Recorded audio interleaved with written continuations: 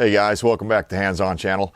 Today we're going to take a look at this Southland field trimmer, weed eater with, basically it's like a lawnmower engine with a weed eater head on the front of it. I was talking about this in a previous video, and I thought we would just do an unboxing today and kind of an assembly because I didn't see a lot on this product. It's a Southland field trimmer is what it's called. My wife ordered this off of Amazon, and it got pretty good reviews.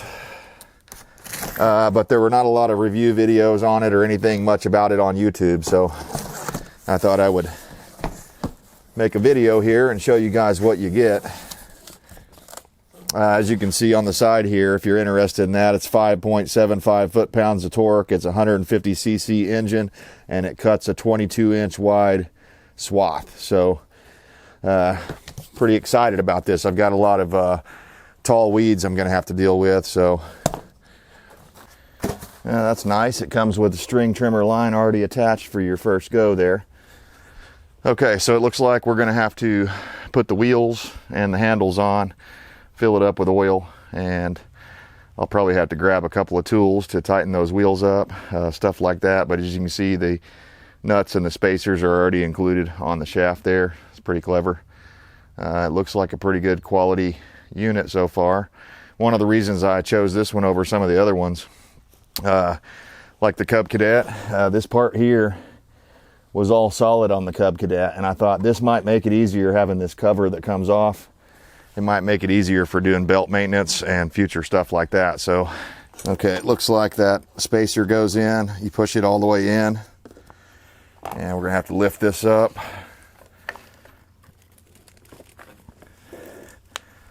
Grab the wheel, slide it on. And I didn't see any washers or anything, so we'll just go ahead and screw that on there. And I may have to get a socket, it looks like, because that's set in there a little bit. We'll see. Yeah, I'm probably going to have to go get a socket to get that tightened. I might be able to do it like this. Let's try it. Yeah, that's fine. Socket would be a little easier though, so if you have a socket set, grab your 9/16, probably make it a bit easier.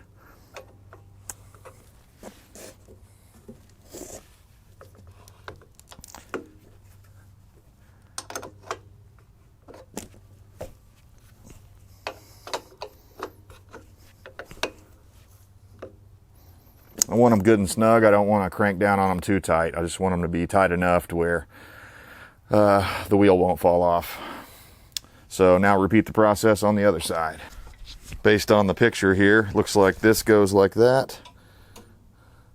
And then the other handle goes on the top section of that. So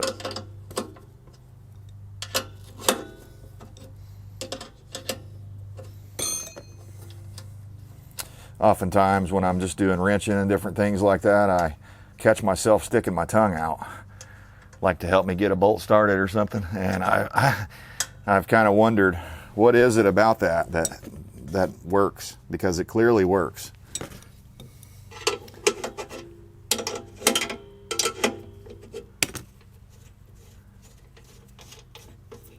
Okay, now those screw into some sheet metal, these two screws I'm taking out here, but it looks like they've beefed it up there a little bit, so it doesn't screw straight into a thin piece of steel. It's kind of flared up there, so that's good. Good news. Okay, so take this handle, line it up, get our bolt started. And a little tip for you, don't tighten down your bolts until you get all of them started. I know it's tempting to go ahead and tighten it down all the way, but you're usually better off if you wait until you get all of them started, and then you can tighten it all down real good and tight.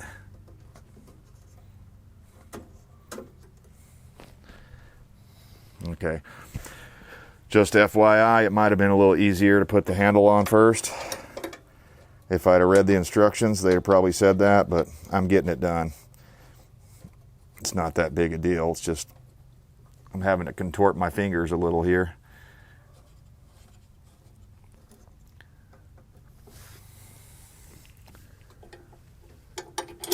So, of course, like everything else, this thing's made in China. I searched and searched for one that was made in the USA, or at least made in a better country than China, but I couldn't find anything, so we ended up with this one, since they're all made in China. Unbelievable. And on fishing reels, I was recently shopping for fishing reels. It's the same sort of deal. It's really hard to find anything that's not made in China. Okay, so yeah, I'm excited about being able to use this thing. I've got a property the wife and I are working on, and it's got a lot of overgrowth and weeds and tall stuff like that. I don't expect it to cut down trees or anything like that, or anything real woody, but I think it'll get a lot of that vegetation that is too tall for my riding lawnmower and too tall for my push lawnmower. And plus there's a lot of different hidden debris in there, so we're not wanting to destroy our equipment. We're hoping this will clear it out for us so we can get in there in the future and brush hog.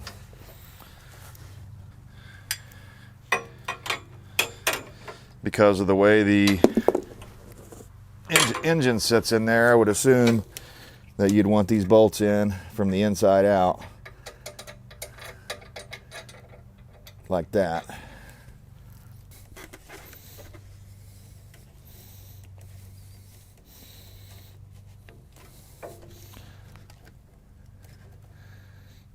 Okay. All right, that feels good. Okay, it's got a couple of caps for the wheels. Dust covers, I guess you'd call them. Okay, have to use hammer fist to get those in.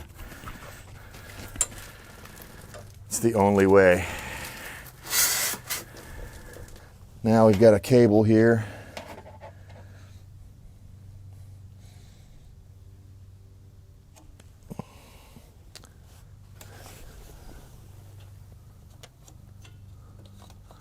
Okay, that cable comes off and comes around here, and hopefully you can see that. There's a plug hole here. You stick it in like this. First we're going to stick this in just to make sure that it still fits. Okay, and there's a hole right here.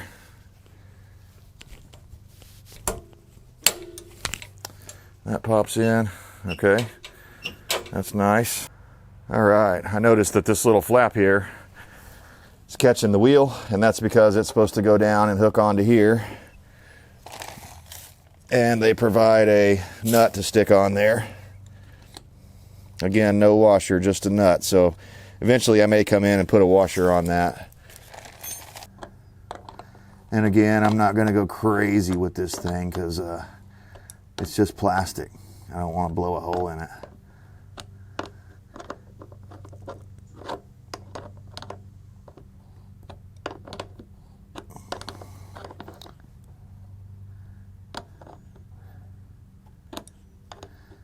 Okay, that's looking pretty good to me.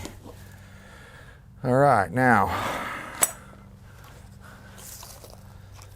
okay, they tell you on here that the engine is shipped without oil. All right, here's a shot of the undercarriage, that cone-shaped piece down at the bottom that's black. It looks like some thin gauge metal. And the one thing I read is a few reviews, people were saying, oh, you know, this thing's hard to push. Well, I think the idea is that you kind of lift the head off of the ground. You don't actually run the thing on the ground.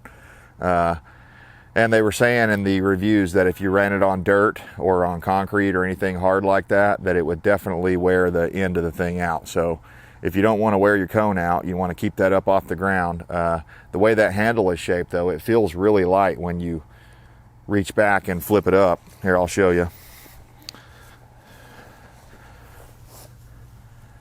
I mean, that just feels extremely light. So I don't think you're going to have any problems keeping that up off the ground and pushing it around. Shouldn't be any issue at all.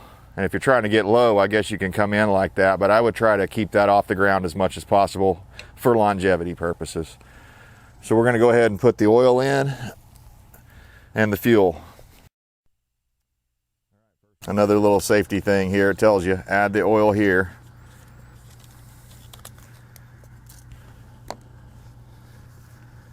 Got our funnel.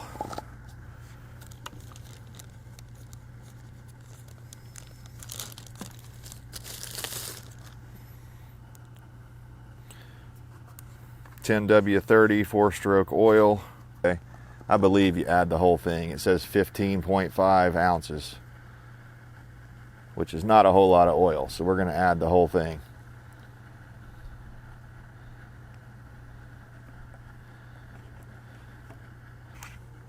And while that's finishing dripping out there, we're going to go ahead and add the fuel. Okay.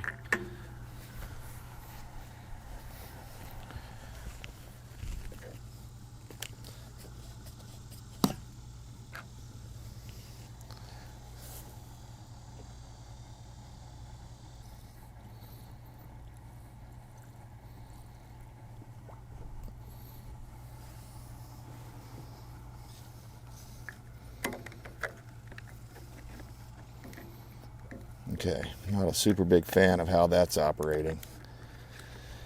That's got this little plastic thing here that holds it together. I may have to undo that. It's to help you not lose your gas cap, but I don't think I've ever lost a gas cap. So I think I may end up taking that off. All right. So now we will see how much oil, or if we have the appropriate amount according to the dipstick.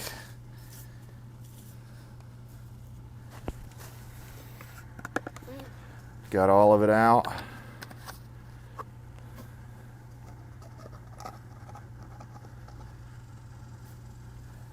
Okay, now we'll check the dipstick.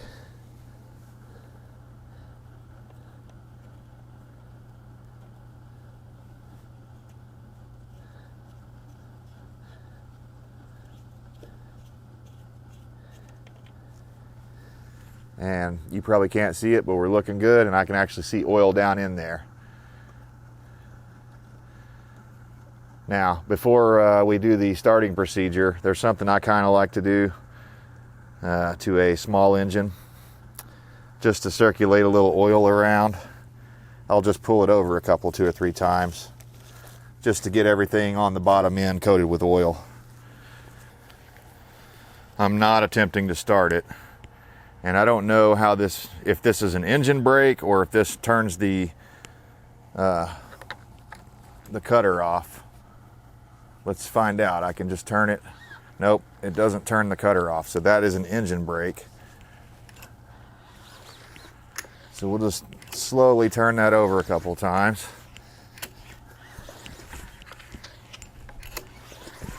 Okay. It's feeling smoother already. So here's what the starting procedure says. Add engine oil. Use the engine oil supplied with this product. Add fresh gasoline. Press the primer button 3 times with 2-second wait between each push. Okay, that's interesting. Engage control lever and firmly pull the recoil start handle to start engine. Let's see how that goes.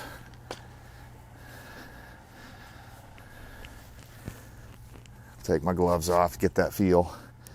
1, 2, 3. Okay. I have my doubts that 3 times is going to be enough for the first time, but we'll try it.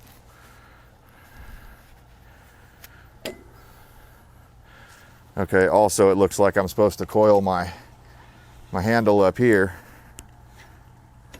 like that. Hopefully that's picking up in the camera there. There's a little catch for your handle. All right, contact.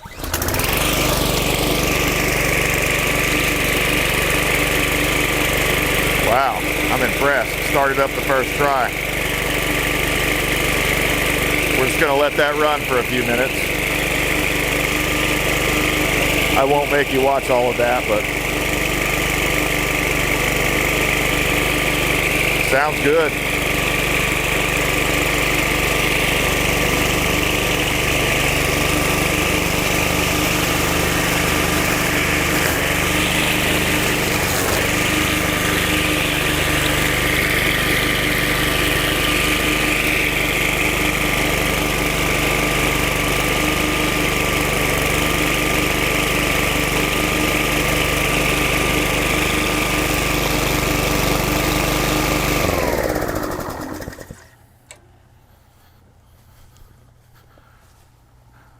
right, guys, very cool. Next up in the series, we're going to demo this thing on some really thick, tall grass and some overgrowth out at my new property. So stay tuned for that. But otherwise, I'm impressed with this thing so far. See that smoke coming off of it? That's normal for any new engine. You're going to get a little smoke from the paint curing. So we're going to start this thing up, get it hot, and it'll quit smoking. It'll never smoke again. So hope you enjoyed the video. If you did, hit the thumbs up, subscribe for more, and until then, we'll see you next time.